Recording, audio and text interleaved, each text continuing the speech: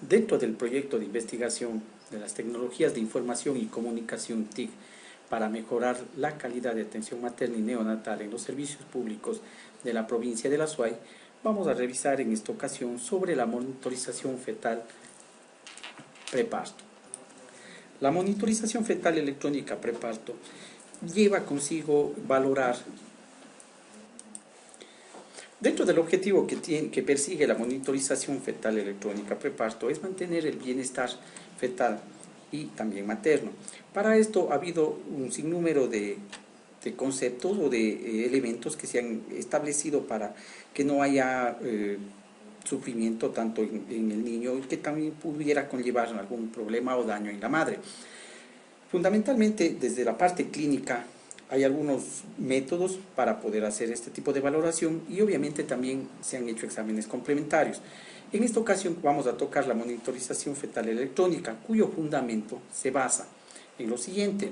La monitorización fetal intraparto se basa en la premisa de que cuando la oxigenación fetal es deficiente, el feto no tendrá la capacidad normal de modular la frecuencia cardíaca en respuesta a los movimientos fetales o de tolerar el estrés de la isquemia placentaria inducida por las contracciones uterinas.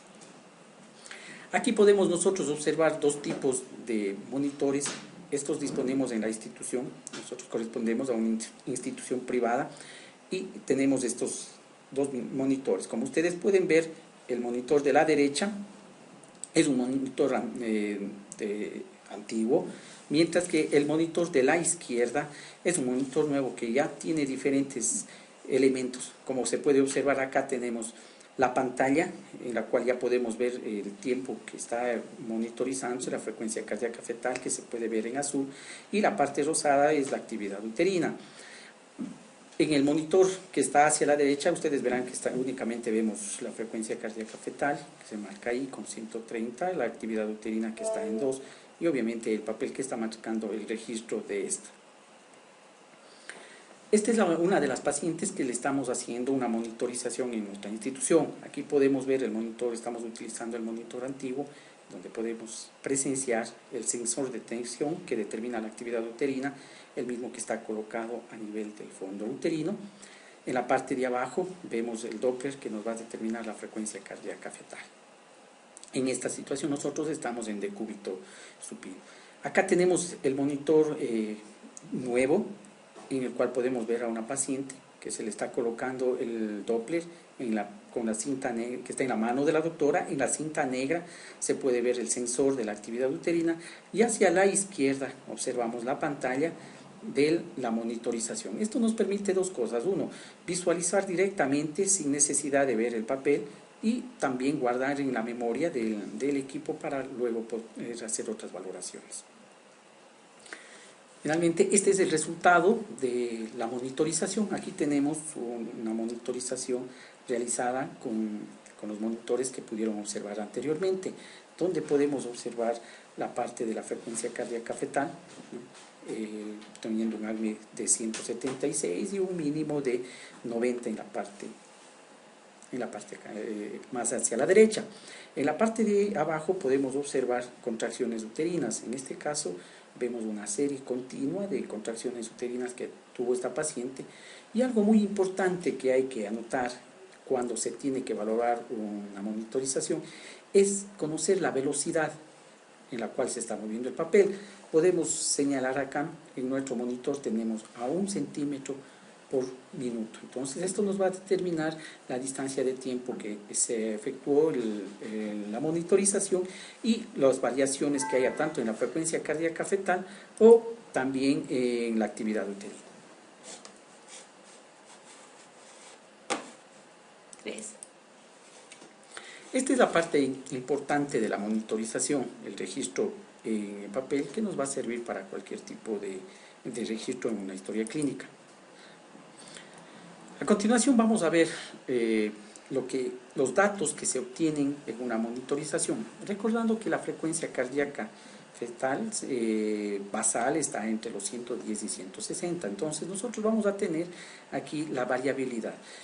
En esta primera línea vamos a ver una variabilidad ausente, en la cual podemos ver una línea verde que simula la la frecuencia cardíaca fetal es casi recta.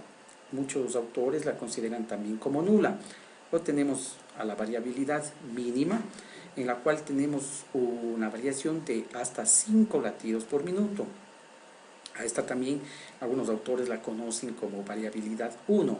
Luego tenemos a la variabilidad moderada, en la cual la variación está entre 5 y 25 latidos por minuto. Esta es la moderada, o también denominada la variabilidad 2. Y finalmente la variabilidad marcada o variabilidad 3, que es la que tiene más de 25 latidos por minuto de diferencia. A continuación vamos a ver, como les mencionaba hace un momento, la frecuencia cardíaca basal se encuentra entre 110 y 160, considerada en un embarazo normal. Y mientras que para algunos autores, cuando un embarazo está post-término, se la considera hasta 105, de 160 a 105. Con estos parámetros nosotros vamos a tener trazados de taquicardia y bradicardia.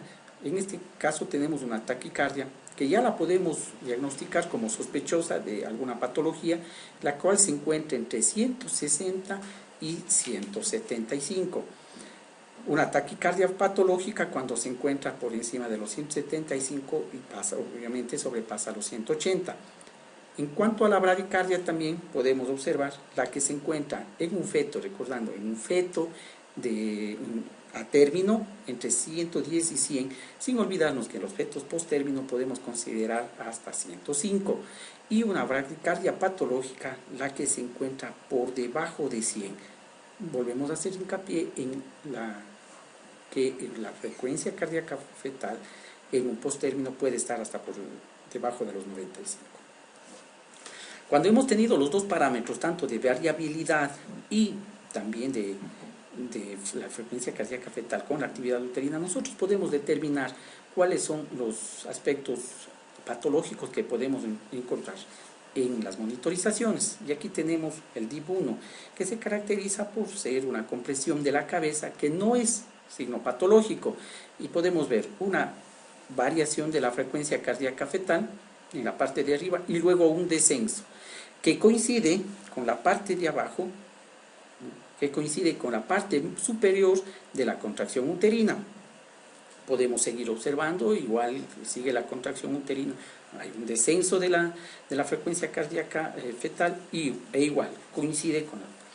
Entonces esto nos hace suponer de que hay una compresión de la cabeza que generalmente se da ya en las etapas finales del parto. No la consideramos cuando se presenta al inicio tampoco como patológica. Luego tenemos el tip 2. Este ya es un signo claro de hipoxia fetal.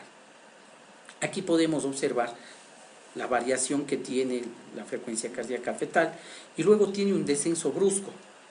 Si observamos en la parte de abajo la contracción uterina, vamos a ver que este descenso coincide con la parte posterior casi ya del descenso de la contracción uterina. Por eso también se las denomina variaciones tardías. Luego tenemos acá, si seguimos avanzando, podemos observar nuevamente el descenso, y este ya es marcado, es mucho más marcado el descenso de la variabilidad o de la frecuencia cardíaca fetal para luego regresar. Este es un tipo 2. Vamos a ver los DIP variables. Los DIP variables, aquí tenemos que estos se deben a compresión del cordón umbilical. Observamos cómo varía la frecuencia cardíaca fetal, el descenso, luego retoma nuevamente, hay nuevamente un descenso, retoma nuevamente la línea de base que se va señalando ahí con la flecha, y hay nuevos descensos. Pero en ningún momento estos coinciden con la contracción uterina. Podemos ver que están libres, a pesar de que el tercero que ustedes pueden observar aparentemente coincide con ese, pero si tomamos bien las referencias vamos a ver que precede a la parte máxima de la contracción uterina. Si bien el tiempo que tenemos es corto para poder ver todo lo que es las características de las contracciones, de la monitorización fetal, nosotros hemos elaborado un cuadro que nos parece interesante de todo esto. Es de un trabajo que se hizo en España, en la Consejería de Salud de Andalucía, y podemos determinar lo siguiente. Las características o la categorización de las características del ritmo cardíaco fetal. Entonces tenemos una monitorización tranquilizadora cuando la línea de base de la frecuencia cardíaca fetal se encuentra entre 110 y 60 por minuto y 160.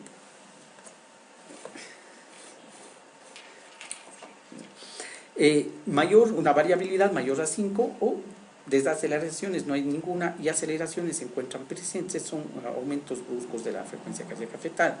No tranquilizadoras cuando tienen 100 a 109, de 161 a 180, hablamos de bradicardia la primera y en la segunda también una taquicardia, con una variabilidad mayor a 5 durante unos 40 minutos y desaceleraciones tempranas, que sean variables, única o prolongada, una desaceleración mayor de 3 minutos.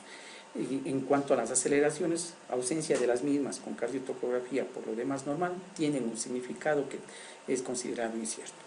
Y finalmente tenemos la no tranquilizadora, que tenemos una bradicardia menor a 100, una taquicardia mayor a 180, la variabilidad menos de 5, variabilidad 1 o leve, como les decíamos anteriormente, que permanezca durante 90 minutos, y las desaceleraciones, que sean variables, atípicas, unas desaceleraciones tardías única y bien prolongada, o una desaceleración prolongada única mayor a 3 minutos. Con esto queremos concluir diciendo que en primera instancia la monitorización fetal electrónica tiene que ser tomada muy en cuenta porque ha incrementado el porcentaje de cesáreas cuando se las determina especialmente en no tranquilizadoras, que son las que nos hacen sospechar en alguna patología, o también, aparte de la cesárea, ha hecho que haya partos, aumente el número de partos instrumentales. Por lo tanto, cuando se tenga alteraciones en la monitorización, se deberá complementar con otros exámenes como son perfiles biofísicos, la amniotomía en el caso necesario y la parte clínica que es fundamental en este caso.